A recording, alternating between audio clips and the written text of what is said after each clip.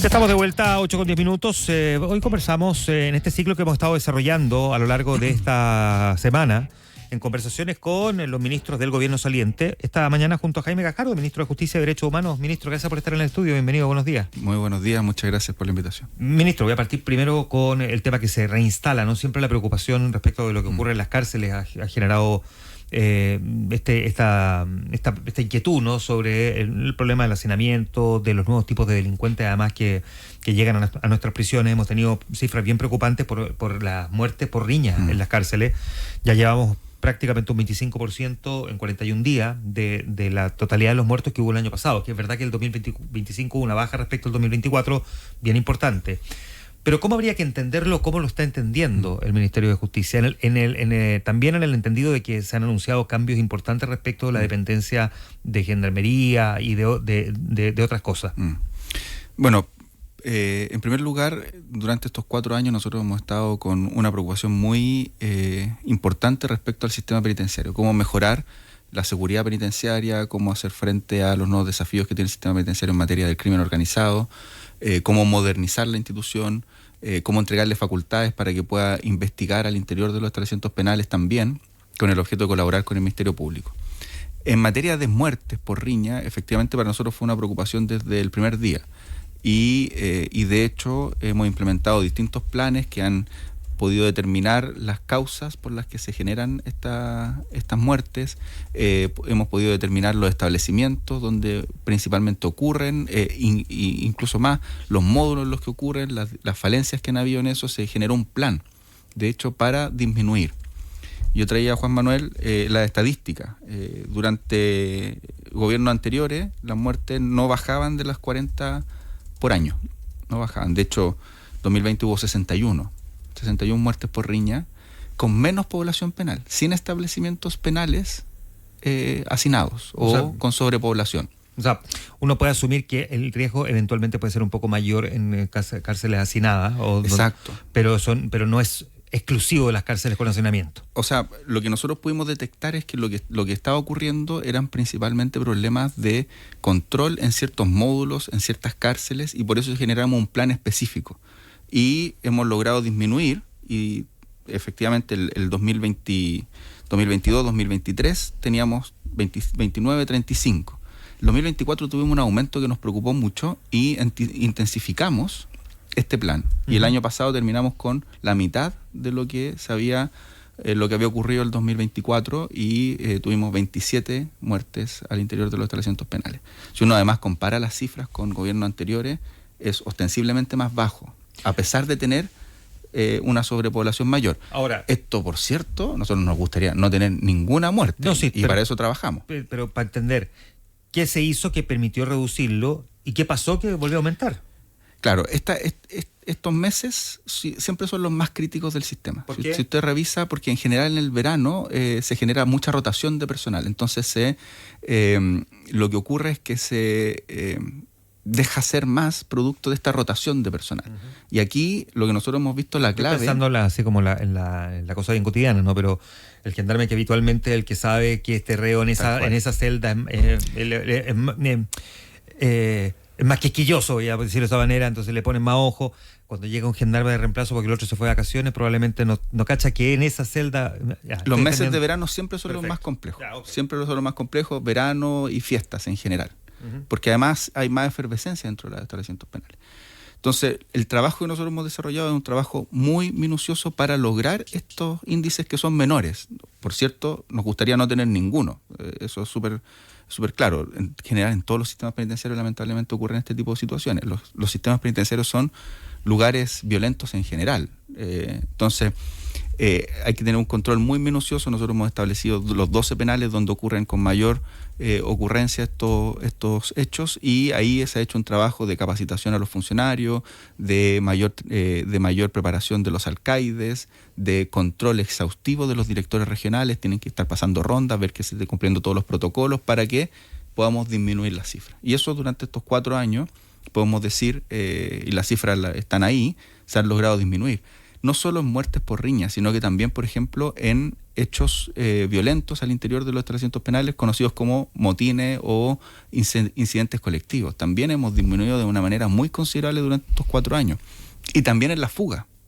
¿Ya? La fuga, a pesar de que cada vez que hay una fuga se genera un hecho noticioso, durante estos 4 años también hemos disminuido de manera muy considerable la fuga en los establecimientos penales. Ya vamos a hablar de la fuga en un momento más. Déjeme preguntarle primero cómo ha cambiado la clasificación y segmentación de la población penal en respuesta a estos riesgos de los que estamos hablando, que están asociados de alguna manera al crimen organizado dentro de los penales. Ese es uno de los temas en los que en este plan que nosotros hemos implementado se ha trabajado con bastante minuciosidad. La segmentación y la clasificación es clave para que efectivamente no se generen estos hechos violentos, y también cualquier alerta.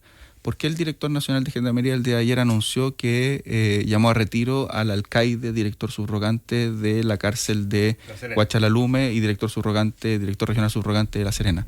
Porque había una orden de traslado después de una clasificación para los 2 internos que estaban en la celda. ¿Y por qué no se ejecutó? Porque no se ejecutó a tiempo, por falta de control. Ya. Y por eso se lo llama retiro.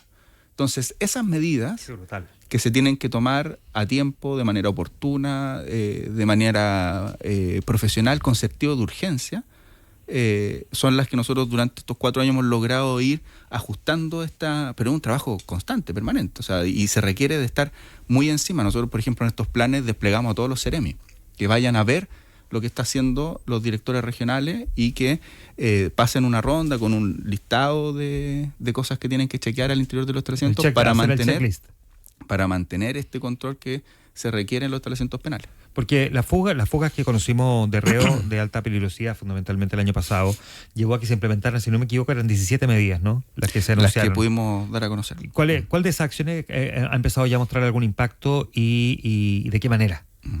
Bueno, primero que todo, estas rondas permanentes de los directores regionales. De los directores regionales, de los alcaides, la capacitación de los directores regionales y de los alcaides. Se elaboró un perfil de lo que tiene que tener un alcaide, sobre todo en las cárceles más complejas, respecto a capacitación previa para llegar a esos puestos. La redistribución de funcionarios que cumplían labores administrativas en Gendarmería y que podían cumplir una mejor labor en el cuidado directo de los establecimientos penales. Esos son 500 funcionarios que se redistribuyeron a lo largo del país. Y por cierto, este constante trabajo con los Ceremis de Justicia que pasan, por así decirlo, revista de un conjunto de elementos. Tuvimos también ya 2 informes de organismos internacionales. Nosotros en ese momento dimos cuenta de que hubo 2 organismos internacionales que nos apoyaron, el programa Pacto y el Banco Interamericano del Desarrollo. Pedro Das Neves, que es un consultor experto en sistemas penitenciarios y que ha asesorado a muchos países, vino a Chile, estuvo acá, revisó principalmente los sistemas de clasificación y segmentación, hizo un trabajo con Gendarmería de aquellos aspectos que había que mejorar de este sistema, nos entregó, y yo estuve en esa entrega, un informe muy detallado de un montón de aspectos que tenemos que mejorar y que se han estado mejorando. Así que hablemos un poquitito del traspaso propuesto, esto de Gendarmería al Ministerio de Seguridad Pública, que también ha generado un debate no solo político, sino que también gremial. Ya voy a ir al debate gremial, ¿no? Y a lo que dijo, de hecho, la Asociación de Funcionarios ayer. Pero, ¿qué beneficios concretos espera que tenga una reforma de esta naturaleza en la seguridad penitenciaria, en la práctica? Bueno, primero que todo, lo que estamos haciendo es transformar a Gendarmería y elevar el rango de Gendarmería. Estamos llevando la Constitución Política de la República. En la Constitución Política de la República está con claridad cuáles son las fuerzas de orden y seguridad de nuestro país. Y dice, son solo 2, Carabineros y la Policía de Investigaciones. Por el desafío que tenemos, por las características que están, por el contexto en el cual se está desenvolviendo hoy día el fenómeno delictual, es clave que Gendarmería forme parte de las fuerzas de orden y seguridad. Lo han hecho otros países que han tenido que enfrentar estos problemas, también tienen en ese rango a su institución penitenciaria, le entregan ese estatus, y eso es lo primero. Lo segundo es que al hacer esto se va a generar un ecosistema de seguridad que va a ser mucho más virtuoso. Hoy por hoy Gendarmería participa de este ecosistema, pero no es parte integral del mismo, o por decirlo, al mismo estatus de Carabineros y siempre se han la Policía de eso, Investigaciones. Que son como los Carabineros rascas. Si ellos mismos dicen, nos miran de esa manera, o no tenemos el mismo estatus, no entendíamos por qué. Ahora se le está ofreciendo. Sin embargo, al mismo tiempo viene acompañado también con la eliminación de la existencia de estos gremios de Gendarmería. Y esto ha provocado también alta molestia. Hablé un poquitito de eso. ¿Por qué eliminarlo? Sí. Bueno, ha provocado molestia en los gremios. El obvio. Sí, ellos en los mismos, gremios. como cualquier gremio al que le anuncien que lo van a eliminar, digamos. En los gremios. Nuestro sistema constitucional, los tratados internacionales en materia de derechos humanos y nuestro diseño institucional establecen que las fuerzas de orden y seguridad, no, para mantener su jerarquía, su no deliberancia, su obediencia, se requiere que no tengan instituciones en su interior que permitan la asociatividad de sus funcionarios. ¿Ya? Eso lo establece nuestra Constitución, así ha sido nuestro diseño institucional, pero además lo permiten los tratados internacionales en esta materia, incluso el convenio 87 de la Organización Internacional del Trabajo. Es decir, ellos consideran que efectivamente es razonable que un país no permita la asociatividad de sus funcionarios en ciertas instituciones, Fuerzas Armadas y de orden y seguridad, excepcionalmente. Entonces, por eso ni Carabineros, ni la Policía de Investigaciones, ni las Fuerzas Armadas tienen gremio. Si usted eleva el estatus y lleva a ese nivel de importancia, es una por otra, digamos. Es muy razonable y así lo permiten los tratados internacionales de derechos humanos. Y yo quiero decir que esto se hace en democracia, en una discusión política, en el marco de una reforma a la Constitución, porque esa es la importancia que tiene, es decir, con quórum que además son superiores, y que se hace además al amparo y al alero de los tratados internacionales en esta materia. Ayer el presidente de la Asociación de Gendarmes decía, criticando y defendiéndose de alguna manera de los problemas que hemos tenido a propósito de estos crímenes ocurridos al interior de los penales, que el plan de infraestructura carcelaria del gobierno era una burla y que en específico la gestión del ministro dejó las cárceles hacinadas. Bueno, yo entiendo que yo escuché las declaraciones, justo estaba escuchando la radio, otra radio, sí. No se preocupe. No. Pero después cambié, ¿no? Muy bien. Cuando escuché esa radio y escuché al presidente de la Asociación de Gendarmería apuntar directamente a usted. Sí, yo lo encontré un poco destemplado. Me parece que él está defendiendo los intereses de su gremio. Lo que nosotros tenemos la obligación es defender los intereses del país. Esta reforma es una reforma que vela por los intereses nacionales. Hoy por hoy Gendarmería de Chile es clave para la seguridad pública y por lo mismo es tan importante que esté como fuerzas de orden y seguridad. Por otra parte, el plan maestro de infraestructura penitenciaria es un plan que ya se encuentra en operación. O sea, ya ha permitido incorporar más de 2.000 plazas. Y además es un plan que está en pleno desarrollo. Ahora, siempre vamos a quedar con rezago. Eso es un hecho de la causa, digamos. Y en eso me detengo un minuto. Sí. Desde el 2012 que no se aumentaban las plazas de nuestro sistema penitenciario. Y el problema viene erradicado precisamente de haberlo congelado ahí y no haber hecho la proyección de que esto en algún momento no iba a explotar en la cara. Desde el 2012 no se aumentaba. Nosotros tomamos esto sin un plan maestro. Hoy por hoy tenemos un plan maestro de infraestructura penitenciaria. Ya hemos aumentado más de 2.000 plazas en nuestro sistema penitenciario con reaperturas de establecimientos penales que están dentro del plan maestro, con ampliación de establecimientos penales.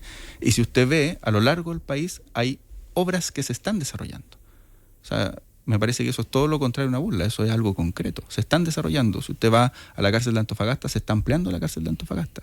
Si usted va a la cárcel de Alto Hospicio, se están haciendo los preparativos para ampliar la cárcel de Alto Hospicio. Ya se adjudicó la licitación para construir la nueva cárcel de Copiapó, en el Arenal, en pleno desierto de Atacama. Las bases de la licitación para construir la nueva cárcel de Calama están ya prontas a ser publicadas. Están en la Contraloría las bases para construir la ampliación de Santiago 1 y así tenemos un plan maestro financiado además, es decir, 1.400.000 millones de pesos es la inversión que vamos a realizar en materia penitenciaria. 1.400 millones de dólares es el plan maestro más importante que ha tenido nuestro país en sistema carcelario. Déjame preguntarle también por otro tema que salpica directamente a Gendarmería, ¿no? Si no me equivoco, eran 44 los gendarmes que fueron detenidos por corrupción. Primero, déjeme preguntarle cómo evalúa usted la magnitud de ese problema y segundo, ¿qué protocolos se han reforzado para evitar futuras situaciones como esta? Bueno, primero que todo, nosotros creemos que hay que proteger a la institución del fenómeno de la corrupción. Uno de los, si usted ve, y es parte de lo que nosotros veíamos cuando iniciamos como gobierno, nosotros desarrollamos varios planes. Uno de ellos fue proteger la integridad de la función penitenciaria. ¿Por qué? Porque sabemos que el crimen organizado permea por ahí, permea las instituciones y las corrompe. Y con una institución que está corrupta, pueden realizar sus acciones criminales con mayor tranquilidad y desarrollarlas tranquilamente. Para eso nosotros implementamos en marzo del 2023 un equipo de tarea con el Ministerio Público, que lo que hizo fue comenzar la investigación al interior de 9 establecimientos penales primero y hoy día en todas las regiones del país. Y esas investigaciones han ido dando fruto. Ya tenemos la operación Apocalipsis, que es la más importante, pero se han desarrollado operaciones en Alto Hospicio, se han desarrollado operaciones en La Serena, se han desarrollado operaciones en Puerto Montt 2. En la cárcel de Alto Bonito. Y hay desarrollo en curso. Pero además también hemos reforzado ciertas obligaciones de Gendarmería. De hecho, estamos a puertas de sacar un proyecto de ley del Congreso que establece que todos los funcionarios de Gendarmería tienen que tener una declaración de interés y patrimonio. Va a ser la primera institución pública en la cual todos sus funcionarios tienen que tener declaración de interés y patrimonio. Y esperamos que el efecto disuasivo de operaciones tan importantes como las que se han desarrollado con el Ministerio Público también genere un eco al interior de la institución. Y por otra parte, se ha reforzado el control interno a través de las unidades de investigación criminal. En el año 2023 también se aprobó una reforma a Gendarmería que le entregó estas facultades y se crearon estas oficinas de investigación criminal en todo el país, y con eso estamos protegiendo la institución. Y además, otro aspecto que los dirigentes gremiales omiten: se han generado 3 proyectos que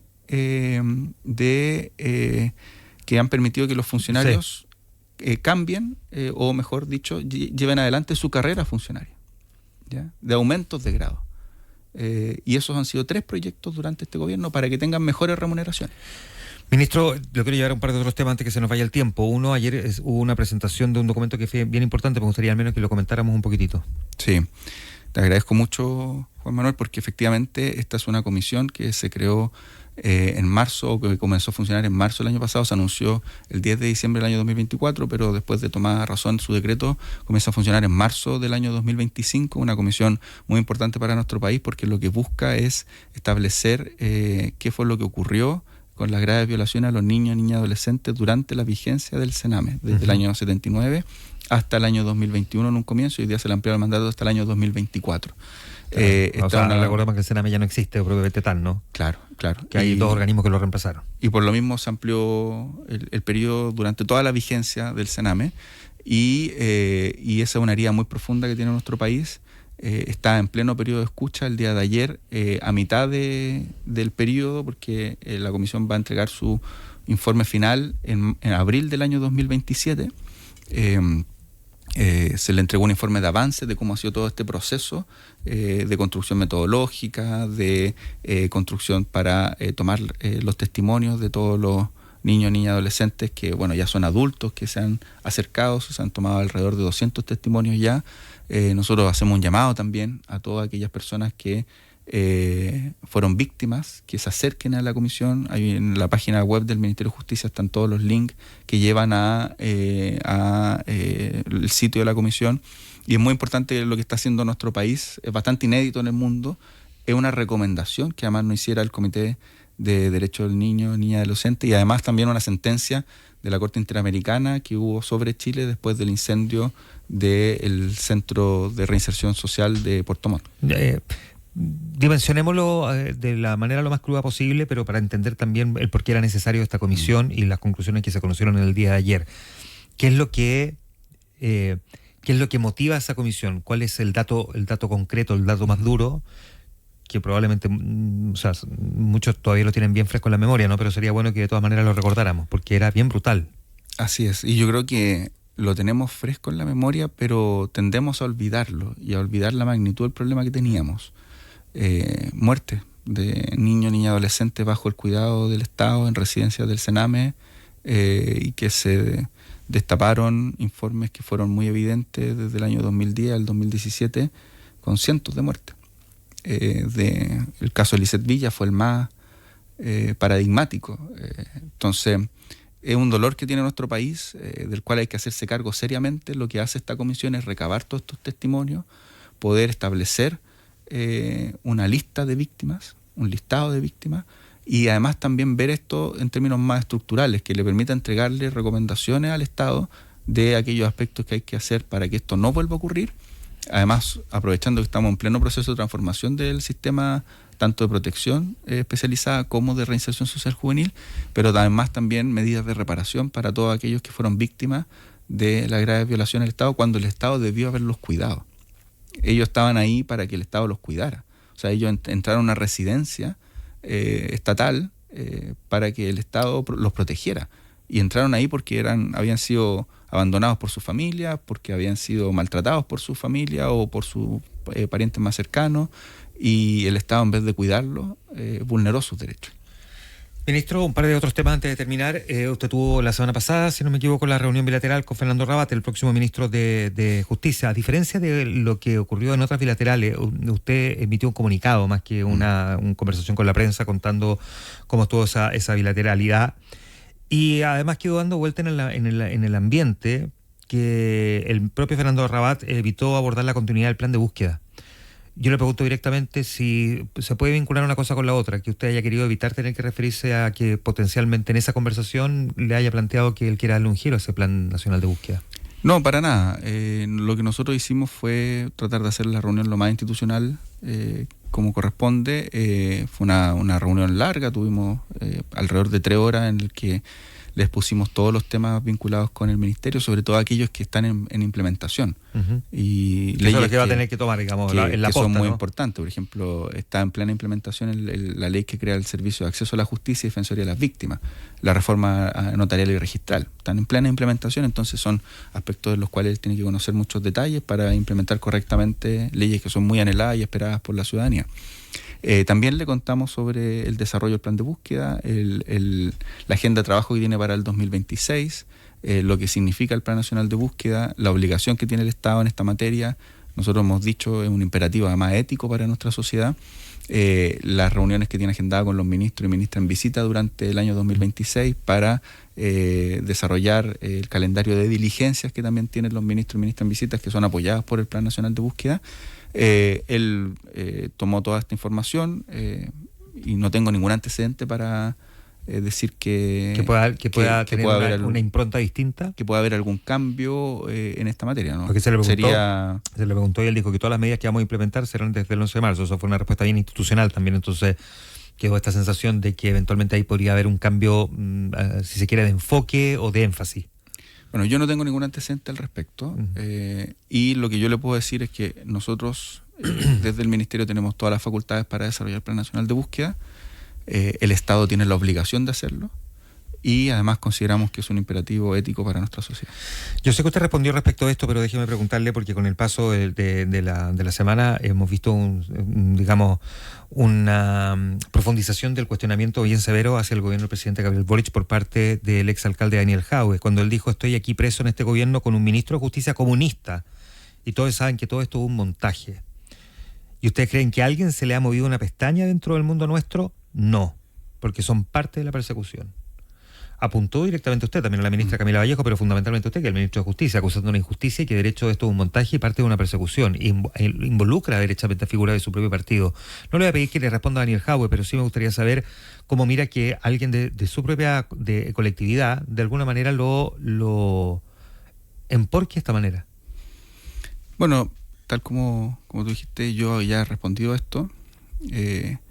Lo que señala Daniel Jadwe no solo no es efectivo, sino que no corresponde bajo ninguna circunstancia. No corresponde que yo hubiera realizado ninguna acción por él. Uh-huh. y tampoco es efectivo que forme parte de alguna maquinación en su contra, ¿ya? De hecho, lo que él señala linda o está muy cercano a ser una injuria y una calumnia, ¿ya? Y por lo mismo yo presenté una queja privada dentro del partido, claro, utilizando los mecanismos regulares que tiene el partido. ¿Qué se hizo pública luego? Lamentablemente. Lo segundo es que dentro de la... ¿Por qué, perdón, ministro, por qué lamentablemente? No es bueno que la ciudadanía sepa que un militante de partido se sienta ante esta afrenta ofendido, atacado, cuestionado, y que la ciudadanía sepa que se le hace saber al partido esta opinión. ¿Por qué?